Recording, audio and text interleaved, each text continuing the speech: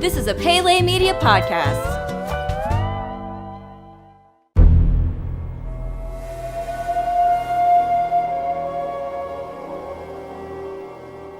Welcome back to Jurassic Park Minute. Jurassic Park Minute is the fan podcast that chronicles and overanalyzes the classic 1993 film Jurassic Park minute by minute. I'm Kyle. I'm Brady. We'd like to tell everybody out there, Happy Thanksgiving. And thank you for joining us. If you're taking your drive right now to your aunt's house where you're going to have a big Thanksgiving turkey, we hope that you have a great time, and we hope that you have a wonderful time spending it with your family. And we really thank you for being a part of our family here at Jurassic Park Minute and the Pele Media family of podcasts. You know what you sound like? What do I sound like? At the end of every old sitcom, they would have the family in quotes come out and say from our family to yours. Yeah. And yeah. But hey, you ready to get on to minute number 28? Let's do it. Let's do it. In the previous minute, the tour group passed by the Jurassic Park genetics lab and got to see how the fertilization process was carried out. As the minute ended, the tour group passed through a section as Grant asked, "How do you interrupt a cellular mitosis?" At minute 28, Ellie spins around in her chair and asks Hammond if they can see the unfertilized eggs. Hammond tells her shortly. Grant asks Hammond if he can stop the presentation. Hammond tells them that it's sort of a ride. Malcolm gives them a 1, 2, 3 countdown, and they all together raise the restraints. Ellie, Grant, and Malcolm all get up and step off of the ride, much to Hammond's dismay. Gennaro asks, "They can't do that, can they?" At 28:20, we cut to a shot of the inside of the lab as a geneticist is looking at models of DNA on a computer screen. The camera pans right to show the tour group entering through an airlock, with Hammond leading the way. A voiceover can be heard saying, "The boat for the mainland will be leaving at 1900. All personnel better be at the dock no later than 1845. No exceptions." At 28:33, we see Dr. Henry Wu. Hammond greets him. Dr. Wu says, "Good day, sir." Grant and Ellie look around the laboratory as Dr. Wu erases something from his chart. Grant sees something and slowly walks over to a robotic arm that is rotating eggs. At 28:56, Dr. Wu notices something as well and steps forward. "Perfect timing," he says. Ellie and Grant grow wide-eyed as an egg begins to hatch. Dr. Wu adds, "I'd hoped that they'd hatch before I had to go to the boat." Hammond chimes in with, "Henry, why didn't you tell me?" And thus ends minute number 28 of Jurassic Park. So we get to see in this minute, and we talked about him a little bit on the last episode, and we're going to talk about him a little bit more in the next couple of episodes, and then I don't think we're going to mention him again, but he's a character who was huge in the book, was in Jurassic World, and really is only a minor character in this, but he's got a huge influence in the movie, and that's, of course, Dr. Henry Wu, played by B.D. Wong. That's right, yeah. I think one of the more interesting characters in the entire franchise. I mean, if you just watch this guy, how confident he is, and how he does know everything that he's talking about, and yet all of the mistakes that he is overlooking are what, make this the entire story unfold. Well, yeah, but he's got that. It's hubris.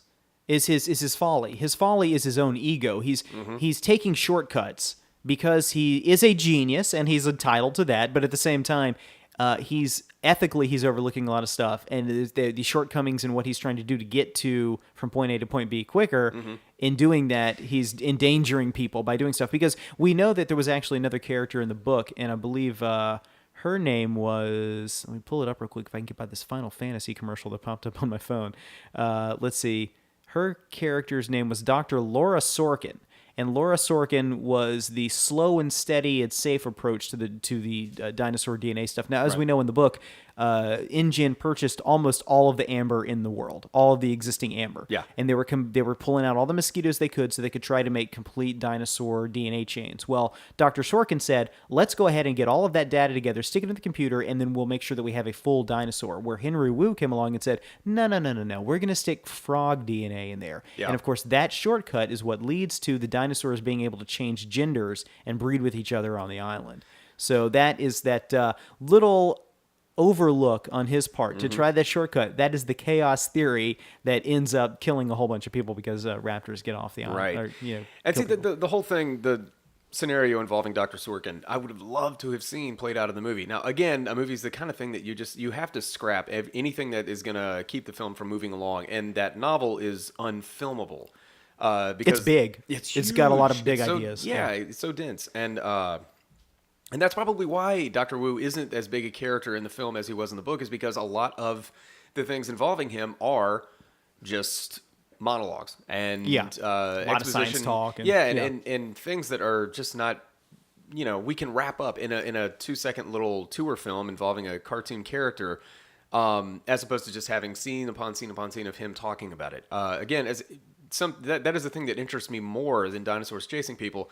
But this movie isn't just for me.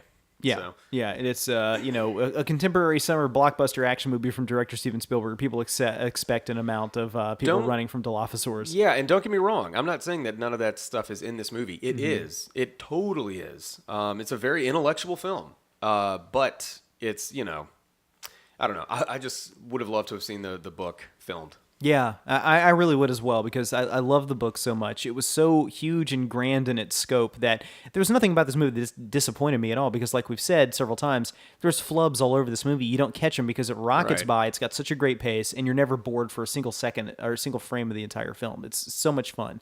But yeah, it would have been really cool if they made the book. They tried to spread out like aspects from the book, like the aviary showed up in Jurassic Park 3. Yeah, which I thought it worked. Yeah, and there were a couple other things they threw in there in Jurassic Park 3, but it was it's cool what we got, I guess, is what I'm trying to say. And for someone who likes to sit around and bicker about the fact that we didn't get enough Dr. Wu in this movie and everything, well, guess what? You got plenty of him in Jurassic World. Very cool that he showed back up. Very cool. What a cool idea of Colin Trevorrow's to bring back Dr. Wu for the movie. And I remember hearing some stuff about the possibility of his character coming back, and I think B.D. Wong was asked on Twitter, something like that, and he gave this sort of like cryptic respanse, and I said, "Oh man, this is it. This is it." Yeah, then he's totally going to do it. Yeah, yeah. Well, I mean, and it's really cool because he actually survived Jurassic World, so we're going to have him. I know. In yeah, he was next, like kidnapped or whatever. Yeah. So he's going to be in the next movie, and I think Trevorrow has said what his idea for the next one is: what if dinosaurs go open source? I have never been more interested in a premise for a movie than I am with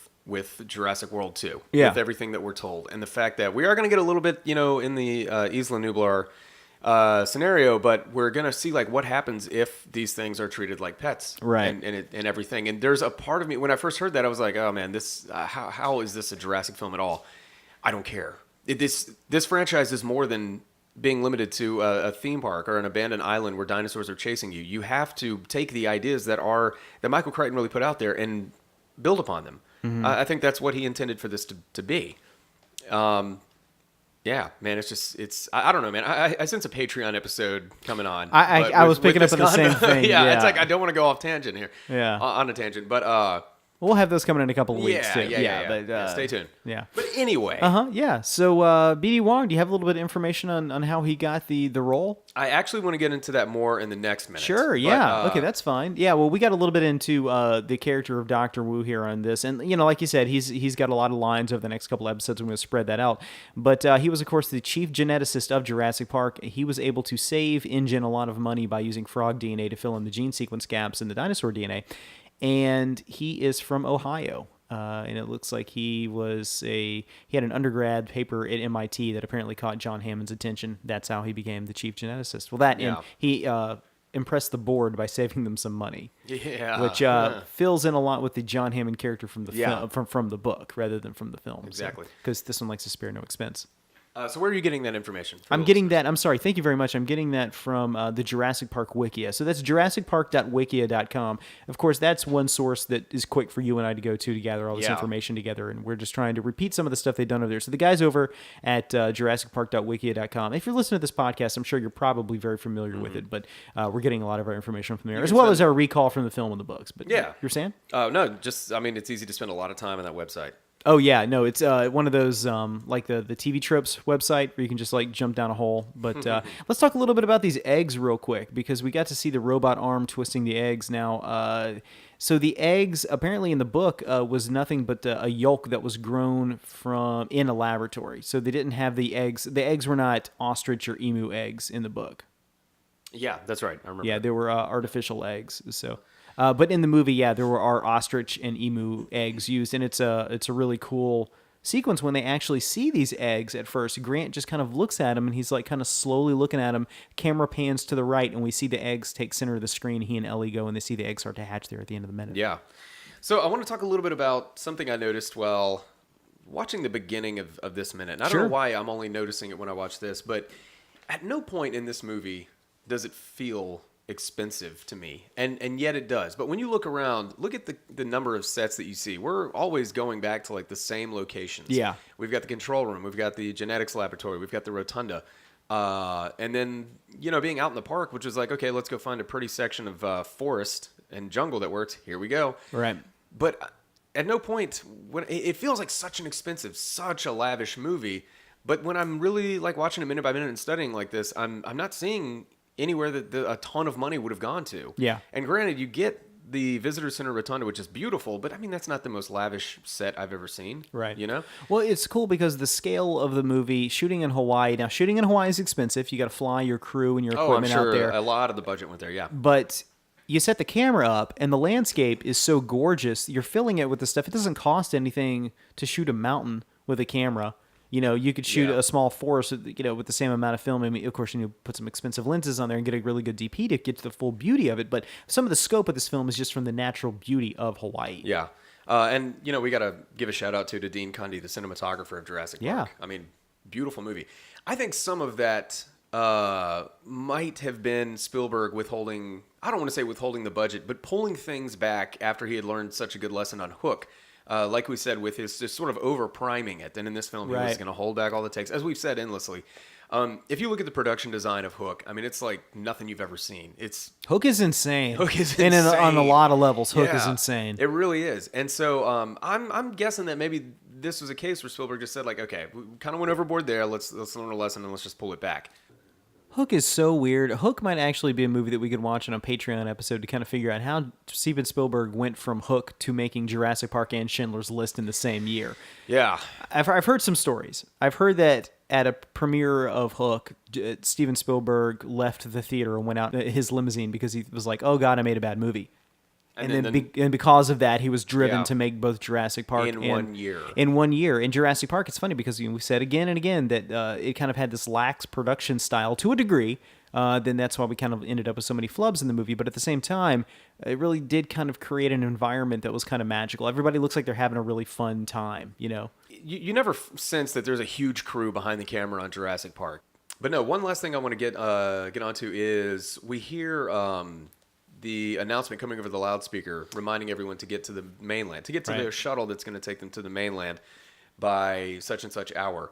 I think this is a really cool tool that's used to up the claustrophobic feel of this movie. It starts the clock ticking. Clock ticking. It reminds you that this movie is going to take place over a very short span of time, like a day and a half or two and a half days, something like that. And that's just a really cool way to, I don't know, like you said, keep the clock ticking. And it's also cool, that we come back to later and find out that was Sam Jackson's voice we were hearing. Yeah, and of course, Sam Jackson plays Ray Arnold, kind of the systems administrator, operations director over there at Jurassic Park. He's the one that keeps making those announcements when the storm starts coming. He's like, hey, everybody, timetable's been moved up. Drop what you're doing and get to the boat right now. Yeah. He... So this is kind of a screenwriting technique, the ticking clock. When you want to make something seem more tense than it actually is, you put an arbitrary, or you create something for the environment. You up the stakes with some sort of natural disaster type event, right? Like, so the hurricane or the storm is bearing down on the island. Well, you got to get to this boat so the boat can get out of here on time. Now there's a time limit that you're under. And even though we just kind of hear that's the first little inkling we get of some other thing happening, right? Yeah. The chaos of the whole thing. Then in a minute we get to see that, okay, Muldoon's on the phone with the island weather advisory saying like, okay, yeah, it's coming. Here's the storm. Then we cut to the lightning hit crashing outside when they're with the Triceratops. So all these things start to add up, but they're planting the seed right now, hearing like, hey guys, there's some sort of time thing going on here. Yeah. And even though you don't really pay attention to it, you hear it. Yeah. It sticks in your mind a little bit. The stakes are upped in just a little bit. And the beginning of this through the sequence at the Tyrannosaurus paddock where the car goes over the side, I think is a really masterfully done section of movie where the ticking clock is just kind of subtly going on until the rain starts, and then everything's ramped up. So it reminds me of the rain in this movie also kind of reminds me of the rain in Shutter Island. Did you see Shutter Island? Yeah, I did. I really liked Shutter Island, but the rain and the storm is kind of another character or presence on the island. And I kind of felt in Jurassic Park it was the same way. It just kind of like takes a bad situation and just completely turns it on its head. And what's interesting too is we're talking about this ticking clock thing. You've got your ticking clock with the storm setting in and everything like that. And then you get another ticking clock halfway through the movie, which is Nidri, literally trying to beat the 18-minute window that he has. Well, I think that actually all kind of happens in the same section of time, doesn't it? Or the Nidri thing, does that happen after? No, it's going on while the Tyrannosaurus stuff is happening because that's why the electricity goes down. Yeah. Oh, yeah. Yeah, it's so like, you've got him. Yeah. But you're right, that is happening at the same time. That's how they continue that clock along. It keeps ticking. It keeps things moving. The pace is up. Which is just up. throwing off our ability to, keep up with this ticking clock. And all of a sudden we get another one thrown right. I don't know. It's just the stakes are ramped up. The stakes are ramped up. Yeah. And it's a simple little thing that you can do in writing. It's that none of that had to be computer animated with dinosaurs chasing anybody down or anything. You just, exactly. Turn the sprinklers on the set and you just kind of put this clock in the background and things seem more tense. So it's very cool. Very cool. And it works. One last thing I want to mention. Yeah. And I hate pointing out flubs in movies, but I'm going to do it anyway because I'm sure it's almost impossible to miss. It's B.D. Wong's first shot where the camera's kind of rotating around him and he's writing on a pad and he turns around and says, hello. He Good day, looks sir. Yeah. right into the camera. Oh, does he? Yes. Really? And it happens again later with Sam Jackson, but he looks directly into the camera for like half a second. If I was an actor, I'd be doing that all the time. It's like at the end of Pee-wee's Big Adventure, where they're doing the movie about Pee Wee Herman, and he's the extra in the background. He's constantly just like stepping between the actors and staring down the camera lens. That movie is so funny. Oh my God. I'm telling you. Did you see the one that came out this year on No, I didn't, on Netflix. I actually thought it was really good. Yeah, but anyway. I'll have to check it out. Well, that's all I've got for this. Yeah, that's all I've got too. And you know what I do have is a big gaping hole in my stomach that I need to fill with turkey so I can pass out in about 15 minutes. So let's do it. Let's go fill our stomachs with turkey and pumpkin pie, folks. We hope you do the same thing. Thank you, everyone, so much for joining us on your Thanksgiving Day. We hope you have a wonderful and safe time with your families, and we will see you tomorrow for minute number 29. I'm Kyle. I'm Brady. And we're here to tell you until next time, hold on to your butts, and happy Thanksgiving.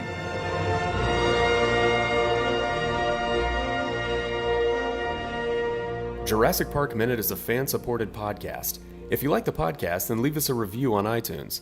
You can contact us at JurassicParkMinute@gmail.com and visit us online at JurassicParkMinute.com, Facebook.com/JurassicParkMinute, and Twitter.com/JurassicMinute.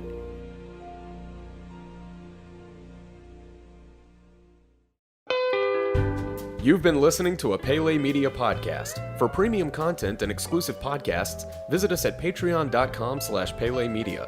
Check us out on Facebook at facebook.com/Pele Media and follow us on Twitter at twitter.com/Pele Media.